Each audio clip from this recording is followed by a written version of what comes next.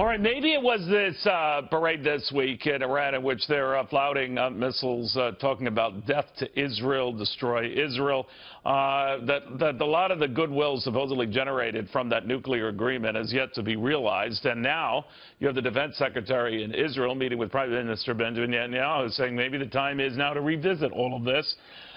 From a legal perspective on this, I want to go to Professor Emeritus, multiple best-selling author and Harvard Law School genius, Alan Dershowitz.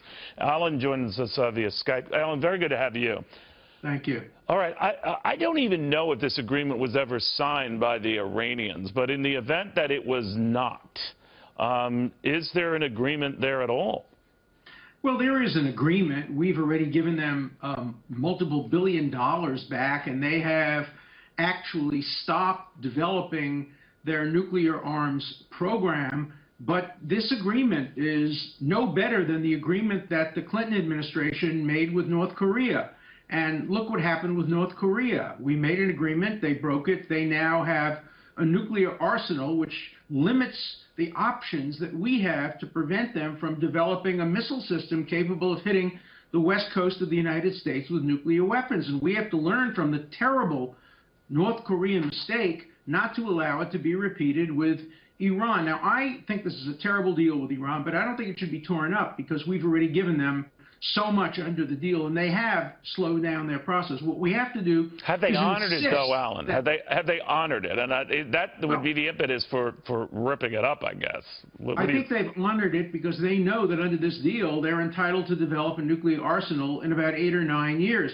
We have to enforce the first part of the deal that says, quote, Iran reaffirms that it will never under any circumstances seek to acquire or develop nuclear weapons. We need Congress to enact the law now saying that's part of the foreign policy of the United States. And if Iran ever seeks to develop nuclear weapons, we authorize the president to take whatever military action is necessary to stop that. Tom Friedman proposed that. He's very liberal and supportive of the Obama administration.